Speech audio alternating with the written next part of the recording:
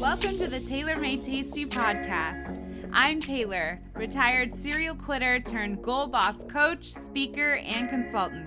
I believe a beautiful life starts with a beautiful mindset. Join me as we amplify confidence, resilience, and actionable tools on the road to quit quitting on you and your vision. You are worthy of your goals, so let's go get there.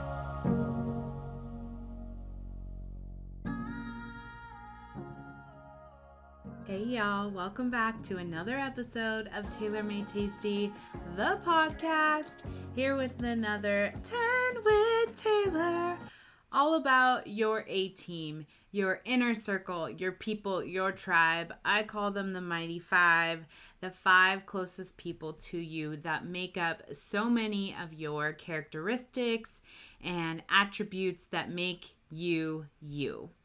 While I want all the success for you and you may want all the success for yourself, the truth is that the people around you matter to that success, which is why I want to coach you through auditing your inner circle. As I have been curating my A-team for a specific goal, I wanted to coach you on how to get the most from your team that you already have in place in your day-to-day. Sometimes you may need to add to that, like I mentioned, for a specific goal, and sometimes your Mighty Five has you smooth sailing through life, and that is fantastic. When it comes to your inner circle, the bigger the better, right? Not necessarily. Carefully curating your most trusted inner circle becomes valuable to the larger community of people in the world who care about the same things you do. In other words, you need to be ruthlessly selective because everyone in your inner circle who also has an inner circle, which will ultimately be connected, and those people will also have an inner circle, and so on and so on. So your A-team should be part of the solid rock foundation that will help you lead to your success, right? Like that's ultimately what we want is an A-team in place that loves our goals as much as we do because you get to choose them. Not to the exclusion of everybody else, but because they make you a better person for the thousands of others with whom you interact. So them making you better then ultimately affects making other people better, which is like the beauty of life. So to further dissect your A-team, you will have multiple roles in this team. So you will have your outer circle. And I like to think of that as people that you have influence over. You can love on them, but not want them to have a say in your life necessarily. Where your inner circle is people who have influence over you.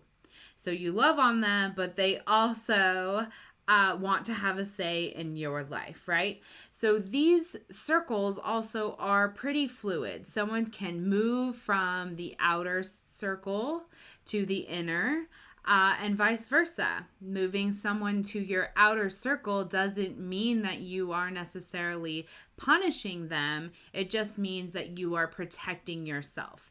And by having a solid inner circle gives you the gift of greater assurance of success, that they are like-minded and they want the absolute best for you as well.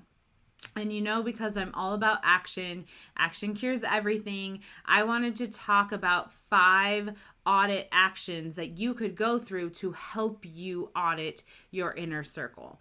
So number 1, establishing your needs. The first step is to know what you stand for. What are you all about? One thing that I like to think about is like, do you have a personal mission statement? Can you answer that? Are you able to put together a statement of what you and your mission is all about in this life? Here are some examples of things that I have come up with. So personal mission statements for myself. My current one is to set the standard that you can reinvent what is possible at any size or age. Prior to that, I had a vital focus on personal growth, business growth, and booty growth. But the thing is, how can you know the type of person you want in your inner circle if you don't know the type of person you are? So once you can pinpoint the exact type of person you want, need, and deserve in your inner circle, you now have a baseline of the type of person that you can appoint to that respected position. Number 2, make mistakes. Get used to trial and error. There are times when you may have a connection with someone for a season and then the relationship no longer serves you both. Or you think that person could be good for your life and find out that the relationship is really one-sided. There will be many relationships in our A-team over the years. People will come and go. That's just how it is. And you will make mistakes with people that you choose to bring into your inner circle. And the beauty of this A-team relationship is you making mistakes is that it gives you the gift of clarity.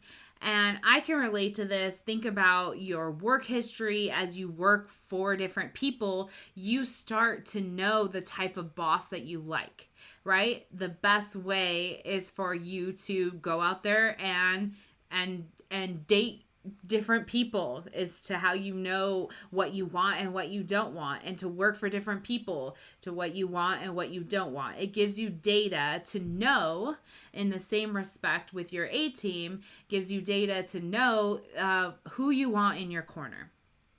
Number 3, addition by subtraction. I want you to take this quite literally. You can add to your life by subtracting certain people from your inner circle. Does this mean that these people need to not be in your life? Maybe yes, maybe no. You can be the one to decide that.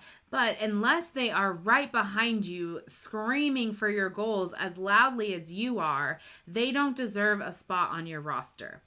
So for example, let's say you have an Aunt Linda who has just sort of been like around your whole life, right? She's always been there. She's your mom's best friend, whatever it is. And for the most part, she's great and you love her.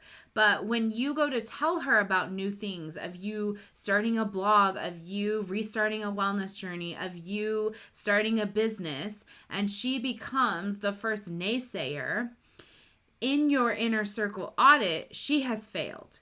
And so that makes room for a spot that you can fill with someone that will add to your life and not subtract from it.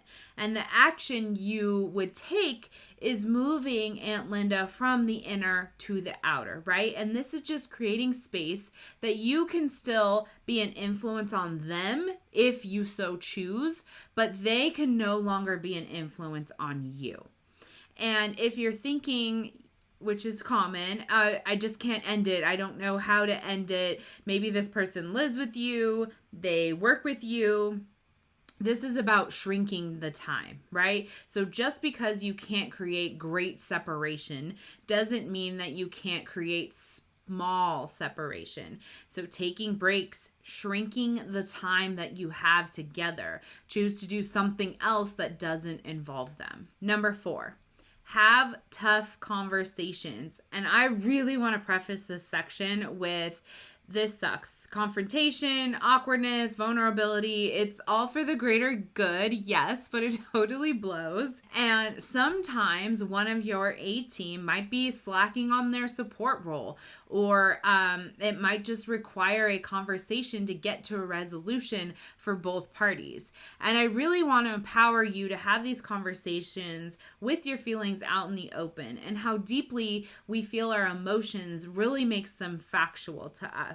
And people that love and support will want to change behaviors and actions to show that major support.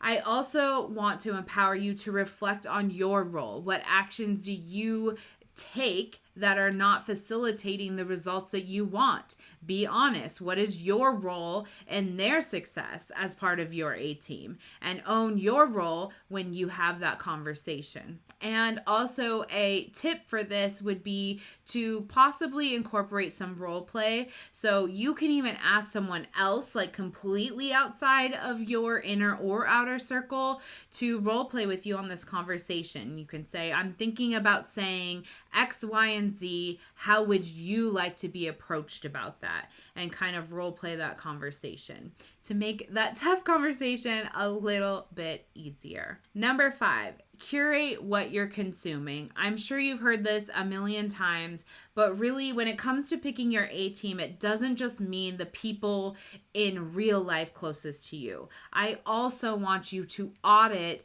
who you follow on social media, the books you read, the shows you watch, the podcasts you listen to.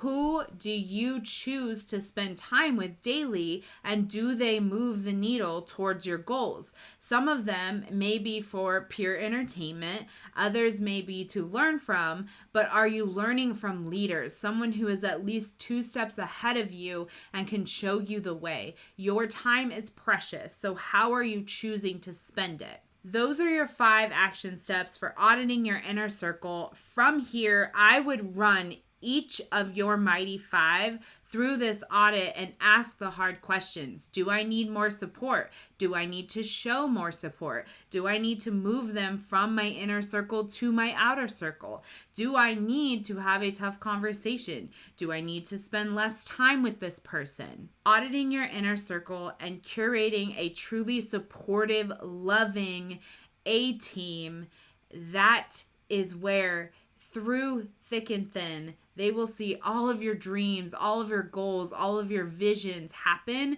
and be there cheerleading you the entire way. All right, y'all, it is time for the quote of the episode. This quote is from Mandy Hall. The quote is, "Celebrate the people in your life who are there because they love you for no other reason than because you are you."